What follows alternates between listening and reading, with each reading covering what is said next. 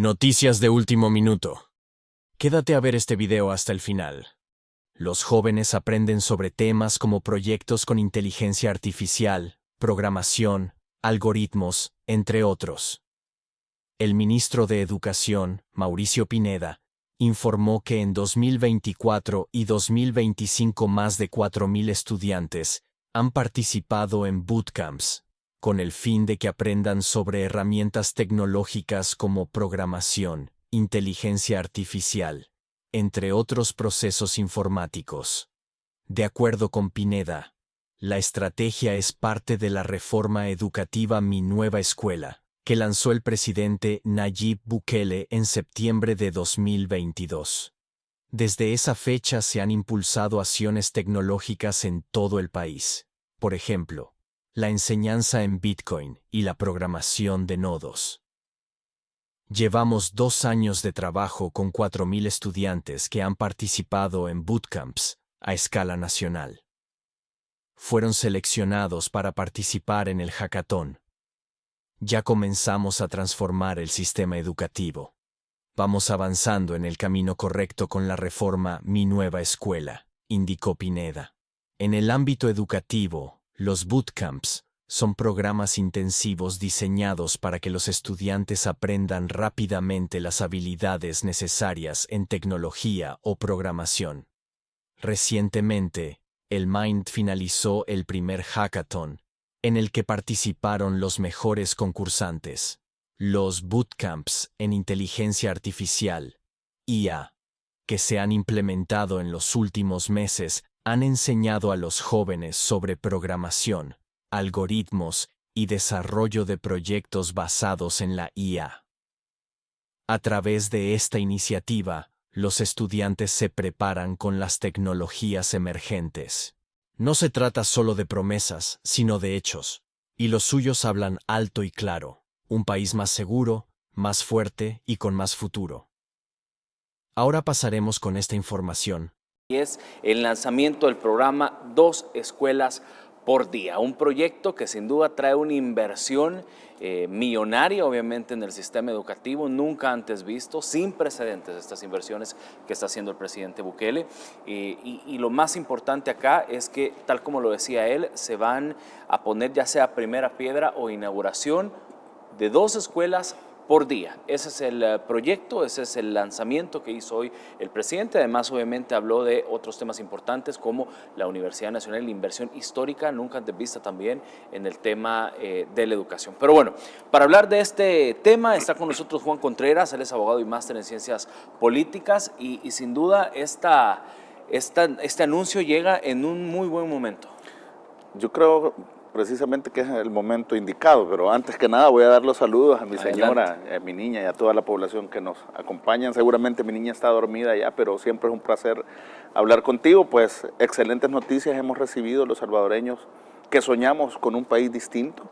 Creo que el presidente Bukele es el presidente que va a dejar un legado imborrable en este país, y el invertir en la educación y poner generar antes y después en el cambio del sistema educativo de forma integral, porque comenzamos el mismo presidente lo dijo, en el tema de la digitalización, sí, que los niños tienen acceso a computadoras, a tecnología. Eso va acompañado ahora con la inversión en infraestructura. En lo que estamos viendo precisamente es la transformación del sistema educativo como tal. Y fíjate que yo escuché un dicho alguna vez, porque en las escuelas uno termina de formarse. El primer lugar donde te tenés que formar cuando sos un niño es en tu casa, pero el segundo lugar en donde los niños pasan más tiempo en su día a día es la escuela. Entonces tener condiciones dignas, que sea un espacio donde ellos puedan desarrollarse sus capacidades no solo intelectuales, académicas, sino que tengan espacios de esparcimiento, que puedan compartir con los compañeros, tener un lugar seguro donde desarrollar sus capacidades, es algo que nosotros en este país no habíamos tenido. Más en el sistema público, que estaba deteriorado, pudimos ver, el presidente lo mostró. Y fíjate que lo que te quiero decir es que los profesores también son importantes, pero alguna vez escuché un dicho que decía, un profesor es capaz de cambiar una vida, pero los cambios en un sistema educativo pueden cambiar a un país completo. Entonces lo que el presidente, esta apuesta que está haciendo ahora y que va a traer beneficio a miles y miles de niños, en un futuro va a ser una cosecha de país. O sea, esta semilla que se está sembrando en educación, en dejar una infraestructura que va a durar 30, 40, 50 años, ojalá que la cuiden tanto los niños y los docentes que trabajan ahí también.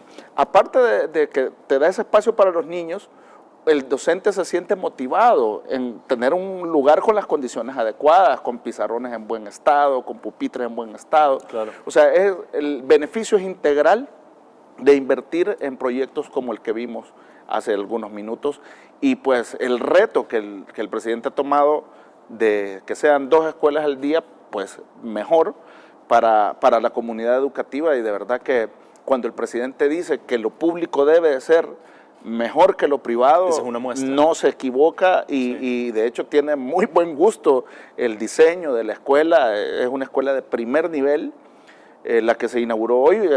Entiendo que también había otra escuela más. En paralelo. En paralelo, Sí. Y a partir de este día creo que se marca un antes y un después, porque todos los días vamos a poder entrar a una página, 2escuelaspordia.com, vamos a poder entrar a una página y vamos a poder ir viendo las escuelas que se vayan trabajando día con día, hasta no parar, hasta que se cubran todas. Decía el presidente, Importante. claro, decía el presidente, ya sea que se inauguren 2 escuelas o que se ponga la primera piedra de 2 escuelas, pero siempre se va a ver una noticia.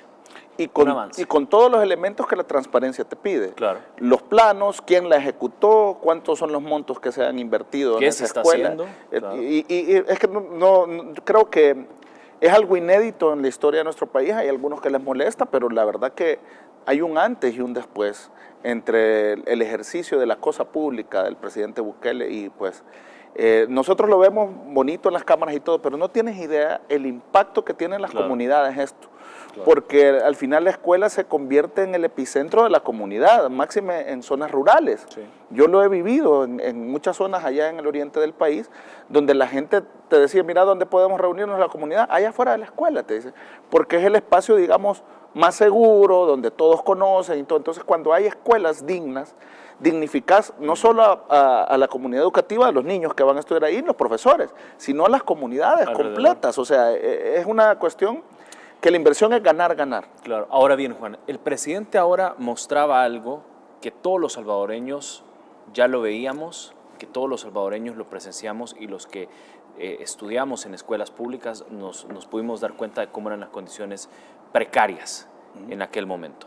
El presidente nos mostró 2 de un montón de escuelas, obviamente, de cómo lo dejaron precisamente los gobiernos de Arena y del FMLN. Es sumamente claro, escuelas precarias, escuelas de lámina, escuelas donde no solo no habían aguas negras, donde no solo existían el tema bueno, situaciones precarias con lámina, con cartones, sino que lo más grave aquí es que estaban construidas en terrenos que ni siquiera eran del gobierno. Es que, y seguramente el Ministerio de Educación debe tener documentadas más escuelas en esas, que yo creo que llamarles escuelas en ese momento, no sé en qué condiciones, bajo una tormenta fuerte, imagínate, debajo de una ramada prácticamente, los niños se mojaban, los libros se les mojaban, los cuadernos se les mojaban.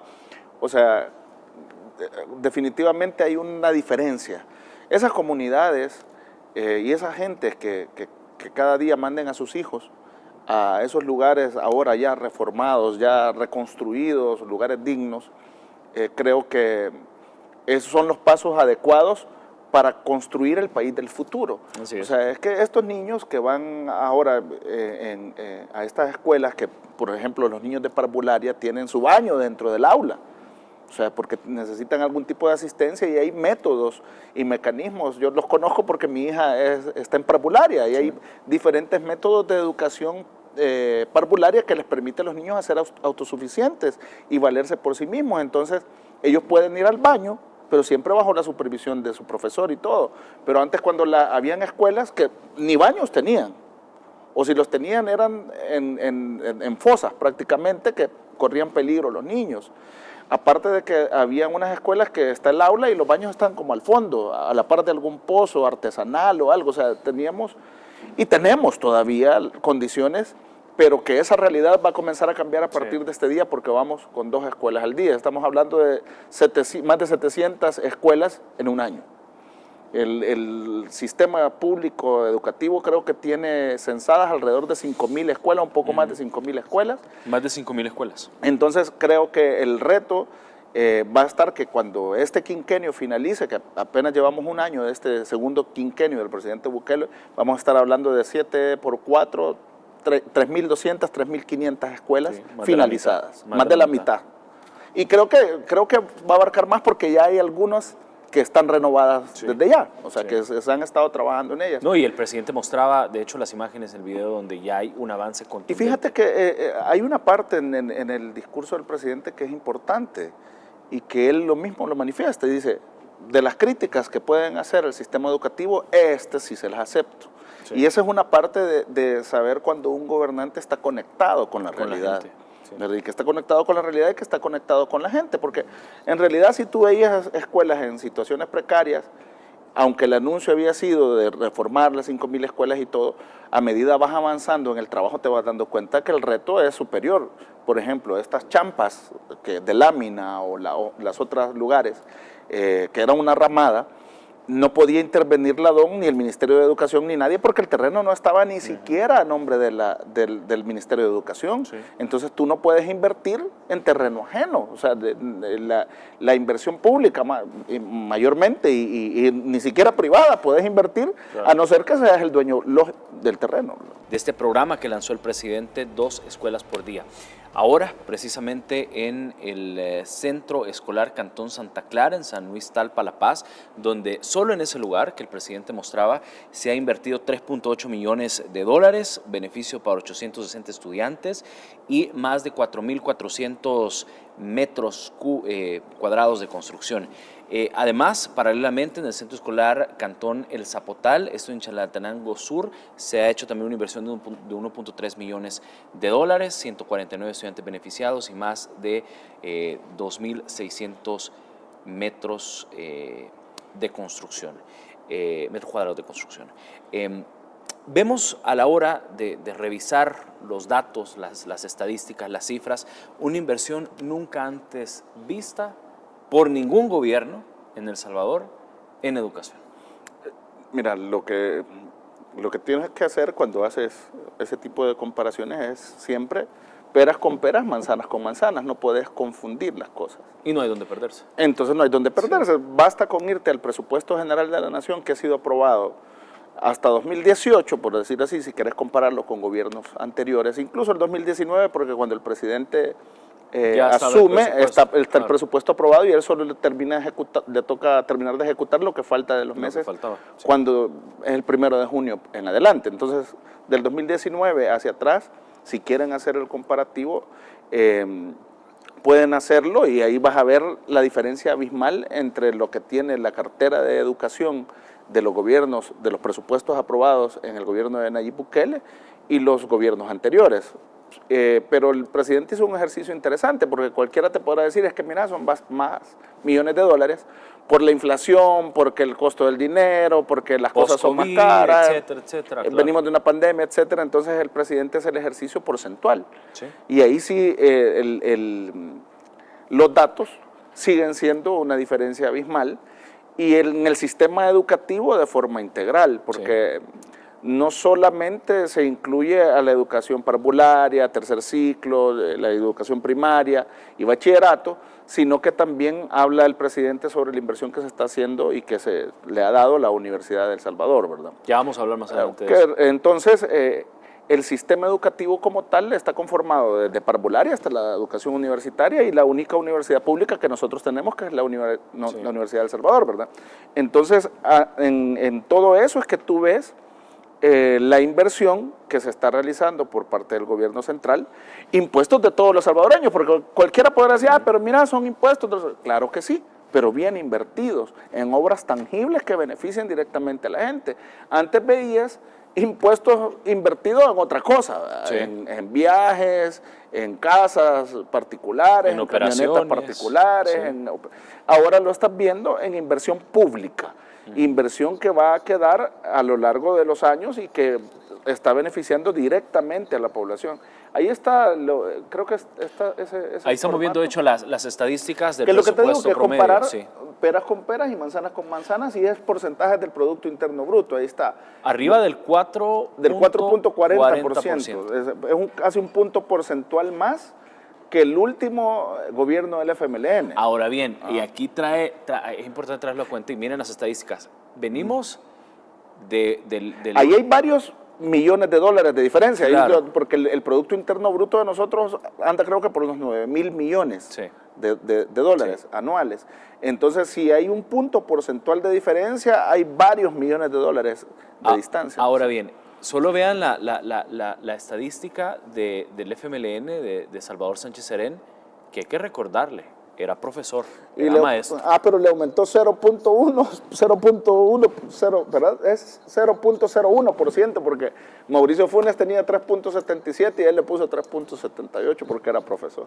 Claro. Bueno, el 0.01%, pero aunque la inversión estuviera así, las escuelas siguieron mal. Exacto. Y el sistema educativo estaba colapsado y los niños se seguían mojando. Entonces, tener un 40%, perdón, hay varios millones de diferencia, y la diferencia más tangible la van a ver las comunidades como las de hoy en San Luis Talpa, Claro. donde la gente, y como te digo, la escuela se convierte en estos tipos de comunidades, en cantones, en las zonas rurales, se convierte en el epicentro de la vida en comunidad, fíjate. Bueno, si no, revisemos cómo era antes, por ejemplo, la escuela de los Almendros en Sonsonate, que Sí. habían proyectado dentro del presupuesto construir la escuela con láminas. Y fíjate que, y a saber cuánto costó eso. Y si veías el diseño anterior, incluso de las escuelas que creo que fueron construidas en los 80, tenían un diseño bastante similar a los centros penales. Sí. Muy similar, porque yo recuerdo bien el Centro Penal de la Unión y parecía en realidad... No eran ventanas, eran rejas. Correcto, las escuelas tenían unas rejas. Parecían gallineros. Era como que es el mismo diseño. Digo, no quiero ser pésimo, y lo que pero pasa sí. es que la infraestructura es antipedagógica hasta cierto punto. O sea, la educación no solamente es que se pare un profesor y comience a dar una clase o leer un libro y utilizar cuadernos, sino que la pedagogía y la educación moderna te necesita que utilices la tecnología, que los niños ya la tienen, que mejores la calidad de los profesores, pero que también tengan una infraestructura que sea amigable para aprender, que esté ventilada, que tenga buena iluminación. Hay un montón de niños que, por ejemplo, si no tienen buena iluminación dentro de sus aulas, tienen problemas visuales, sí, y no los puedes identificar, y a veces dices, este mono no aprende a leer, pero es porque el niño a veces tiene un problema visual, o su escuela, su aula no tiene la iluminación suficiente, sí, para que él pueda desarrollar sus capacidades. En medio de láminas, a ver, cuando llueve hay que cancelar clases. Sí, porque o sea, ¿y cómo vas a hacer, verdad? Aparte de que si no llueve es un horno. Estás en un horno, a los niños como que de verdad. Y si llueve no escuchas. Ir a la escuela representa una tortura en esas condiciones, prácticamente. Exacto. Entonces ahora que le das una condición digna a los niños, aparte de que su proceso de formación, como te digo, invertir en educación es invertir en futuro. Eso te lo puede decir cualquier estadista y cualquier gente que tenga conocimientos de políticas públicas. Porque estos resultados en el manejo de la tecnología de los niños, de tener unas condiciones adecuadas en sus aulas, los vamos a ver en los próximos 10, 15, 20 años. Sí. Entonces, cuando tengamos gente más preparada... sembrando la semilla, como dicen. Correcto, y en el sistema público. Y en el sistema público. En el sistema público, porque tú ves escuelas, pues las escuelas privadas pues tendrán sus condiciones, ¿verdad? Les cobran un canon mensual. Esta es educación completamente gratuita. Bueno, creo que la mayoría de salvadoreños que nos ven probablemente se estudiaron en escuela pública. Sí, claro. la mayoría de la gente estudia en escuela pública, y pues es lo que tienen en los cantones. En los cantones habían escuelas de primero a sexto grado en los más recónditos, algunas tienen hasta noveno grado. Entonces, pero en condiciones difíciles, que aparte que estos niños, para trasladarse, el traslado de sus casas a las escuelas, desde ya es un sufrimiento, fíjate, claro, porque les toca caminar algunas distancias, varios kilómetros, y cuando llegaban a lugares donde no tenían ni baño para ir, ni las condiciones. Entonces, Sí. creo que la calidad de vida de las personas, o sea, el impacto que tiene invertir en educación y darle condiciones dignas, es una cuestión bien integral, bien holístico. Claro. Todo. Hay varios elementos y varios ejes que se mejoran en la calidad de vida, no solo en la calidad educativa, sino que en la calidad de vida del niño también. Claro, ahí estamos viendo la escuela antes de la escuela Los Almendros, que bueno, fue transformada por completo y así era antes. Yo creo que, y aquí viene mi pregunta, Juan, ¿qué opinas? ¿Cómo viste la respuesta que dio el presidente ante, digamos, esos comentarios de la gente de por qué están cerrando una escuela, por qué cierran esta y unifican? ¿Cómo viste el planteamiento? El planteamiento más lógico posible. Es el planteamiento más lógico posible. Porque él explicó dos realidades que nosotros teníamos. Una realidad innegable, que era el problema de la seguridad, en donde habían líneas y fronteras imaginarias que nos habían puesto las pandillas. Sí. Incluso si tú querías cambiarte de parroquia en la iglesia católica, si te querías cambiar de una parroquia a otra, pero a la otra que te ibas, querías ir, dominaba la pandilla contraria, mínimo te extorsionaban y corrías riesgo que te fueran a matar. Sí. Entonces las escuelas tenían esa situación. Entonces la explicación es bastante lógica en el tema de seguridad, aunado a una cuestión también de optimización de recursos. Si tenés una escuela a cuadra y media o 2 cuadras, que creo que en el centro pasó con unas escuelas similares que tenían como, la comunidad educativa eran como 50 o 60 estudiantes y tenés la otra escuela con 40 estudiantes, entonces hace una sola escuela de 100 y mandar a los docentes para esa de 100. O sea, creo que es parte de tomar decisiones estratégicas y optimizar los recursos, porque también es importante señalar que el Estado salvadoreño como tal tiene pocos recursos. Entonces los pocos recursos que tienen hay que optimizarlo bien. La imagen de la representante del BID, conociendo en la escuela y escuchar los comentarios que dicen, qué bonito, qué interesante estos juegos y no sé qué, eso es importante porque le da credibilidad al financiamiento que viene. O sea, el BID es el Banco Interamericano de Desarrollo. Entiendo que con esos fondos se han construido esa escuela, ¿verdad? Entonces, que el representante los conozca es bueno porque le da credibilidad al Estado salvadoreño. Y entonces dice el BID, mire qué bonito invertir en un proyecto que va a dar frutos a largo plazo, pero que es tangible y que puedo verificarlo yo, que puedo ver que han sido bien invertidos, que no se los ha robado ningún político. Que no les quedó en el bolsillo que no se pagaron viajes para ningún lado con ese dinero. Ni operaciones. Sino que está tangible y escuelas completamente equipadas. Sí. O sea, con sus pupitres, con sus pizarrones y todo.